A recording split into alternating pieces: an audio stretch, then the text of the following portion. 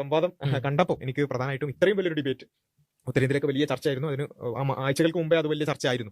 അപ്പോൾ ആ സമയത്ത് നമ്മളൊക്കെ ഇത് കാണുമ്പോൾ വിചാരിക്കുന്നത് വളരെ കുറച്ചും കൂടി നിലവാരമുള്ള ഒരു ഡിബേറ്റ് ആണ് നമ്മൾ പ്രതീക്ഷിക്കുന്നത്. ഒന്ന് ജാവേദ് അക്തറാണ് സൈഡിൽ നിൽക്കുന്നത്. ഇപ്പോൾ ഭയങ്കര സംഭവം ഡിബേറ്റ് ആണെന്നാണ് നമ്മൾ വിചാരം. അഥവാ രണ്ട് ഭാഗത്തുനിന്ന് വളരെ ശക്തമായ ആർഗ്യുമെന്റുകൾ വെക്കുന്ന ഭയങ്കരമായി ഒരു ഐഡിയോളജിക്കൽ വാർ നടക്കുന്ന ഒരു ഡിബേറ്റ് ആണെന്നുള്ള രീതിയിലാണ് നമ്മൾ ഇത് കാണുന്നത്. പക്ഷേ കണ്ടപ്പോൾ ഞാൻ ഫേസ്ബുക്കിൽ എഴുതിയിരുന്നു. എന്താ വെച്ചാൽ കണ്ടപ്പോൾ എനിക്ക് മനസ്സിലായ ഒരു കാര്യം എന്താ വെച്ചാൽ എല്ലാ നാട്ടിലെയും നിരീശ്വര ശങ്കരന്മാർ തെങ്ങുമ്പോൾ തന്നെ ഒരേപോലെയാണ്. ഒരു വ്യത്യാസമല്ല. പരസ്പരം പറയാറുണ്ട് നമ്മളെ നാട്ടിലെ നിരീശ്വരവാദികൾ തീരെ പോരാ. നമ്മളിപ്പോ ഈവൻ നമ്മുടെ ലൈവ് ഡിസ്കഷൻസ് ഒക്കെ കണ്ട ആളുകൾക്ക് അറിയാം, നമ്മൾ ശരിക്കും ഒരു പോസ്റ്റർ അടിക്കേണ്ട അവസ്ഥയിലാണ്.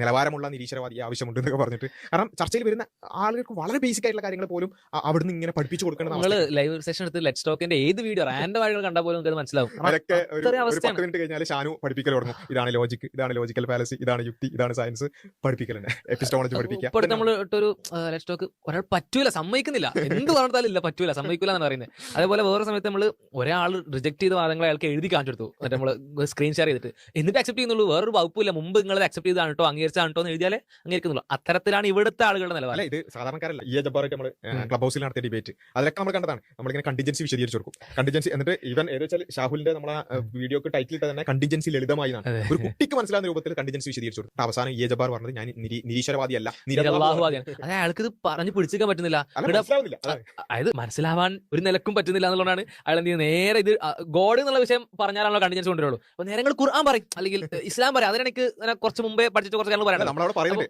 ഇസ്ലാം പറഞ്ഞ അള്ളാഹിനെ കുറിച്ച് തന്നെയാണ് നമ്മൾ പറയുന്നത്. അള്ളാഹ് പറഞ്ഞാൽ ഈ പ്രപഞ്ചത്തിന് ഇവിടുന്നാണ് തുടങ്ങേണ്ടത്. പടച്ചവന്റെ അസ്തിത്വത്തെ പറ്റി പറഞ്ഞിട്ടാണ് ഇസ്ലാമിന്റെ കാര്യം തുടങ്ങുന്നത്. ആ തുടക്കത്തെ പറ്റി സംസാരിക്കാൻ പോലും പറ്റുന്നില്ല. ഓപ്പർ പറയുന്നത് അങ്ങനെ യുക്തി ലോജിക് ഒന്നും അങ്ങനെ എല്ലായിടത്തും ഒരേപോലെ ഒന്നും ആവില്ല. ഈ യൂണിവേഴ്സ് അല്ലാത്ത വേറെ യൂണിവേഴ്സ് ഉണ്ടെങ്കിൽ അവിടെ വേറെ ലോജിക് ആവും.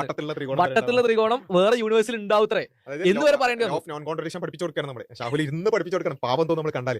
അപ്പൊ അത് പഠിപ്പിച്ചു കൊടുക്കാനാണ് വട്ടത്തിലുള്ള ത്രികോണം ഉണ്ടാവും ചോദിച്ചത്. അതും ഉണ്ടാവാൻ സാധ്യത. ഒരു ഷേപ്പ് ഒരേ സമയം 3 വശങ്ങളുള്ളത് മാത്രമായിരിക്കും എന്താ പറയാ ആവുകയും ചെയ്യാം. അതെങ്ങനെ സംഭവിക്കുക? അത്തരത്തിലുള്ള നിലവാരത്താഴ്ചയിലേക്ക് പോലും നമ്മുടെ നാട്ടിലെ നിരീശ്വരവാദികൾ ജബ്ബാർ എന്തായാലും അത്ര നിലവാരമല്ലേ ഉള്ളൂ എന്ന് പറയും. രവി പിന്നെ ഇതിനെ കണ്ടിജൻസി പറഞ്ഞാൽ ഭയങ്കര വിറ്റുള്ള ഒരു ക്ലിപ്പ് ഉണ്ട് നമ്മൾ. അപ്പൊ ഈ സംഭവം എന്താണെന്ന് അറിയില്ല. ഇയാൾക്ക് വെച്ചാൽ കൊസാലിറ്റി എന്താണ്, കണ്ടിജൻസി എന്താണെന്ന് പോലും അറിയില്ല. എന്നിട്ട് വലിയ ബുദ്ധിജീവിയായിട്ട് കൊസാലിറ്റിയും കണ്ടിജൻസി പോലും തിരിച്ചറിയാതെ അതിനെ റിഫ്യൂട്ട് ചെയ്യാൻ. അപ്പൊ ഏതായാലും ഞാൻ വിചാരിച്ചത് മലയാളത്തിലുള്ള എത്തിസ്റ്റുകൾ അങ്ങനെ വിചാരിച്ചാൽ മതി എന്ന് വിചാരിച്ചിട്ടാണ് പിന്നെ നാഷണൽ ലെവലിലേക്ക് പോയത്. നാഷണൽ ലെവലിൽ ഇതിനേക്കാൾ അവസ്ഥ കംപ്ലീറ്റ് ഇഗ്നോറൻസ്. ഒരു നിരീശ്വരവാദി എന്തുകൊണ്ട് നിരീശ്വരവാദി ആകുന്നു എന്നുള്ളതിന്റെ ഉത്തരം നിങ്ങൾക്ക് ഈ സംവാദം കിട്ടും. രണ്ടാമത്തത്, എന്തുകൊണ്ട് നിരീശ്വരവാദികൾ ബേസിക് ആയിട്ടുള്ള വിഷയങ്ങളെ ചർച്ചയ്ക്ക് വരുന്നില്ല എന്നുള്ളതിന്റെ ഉത്തരം ഇതിൽ കിട്ടും. നമ്മളിങ്ങനെ വിളിക്കാറുണ്ടല്ലോ ദൈവാസ്തിത്വം, പിന്നെ എപ്പിസ്റ്റമോളജി വിഷയത്തിലൊക്കെ എന്തുകൊണ്ട് ഇവർ ഓടുന്നു എന്നുള്ളതിന്റെ ഉത്തരം ഈ സംവാദം കേട്ടാൽ നിങ്ങൾക്ക് കിട്ടും.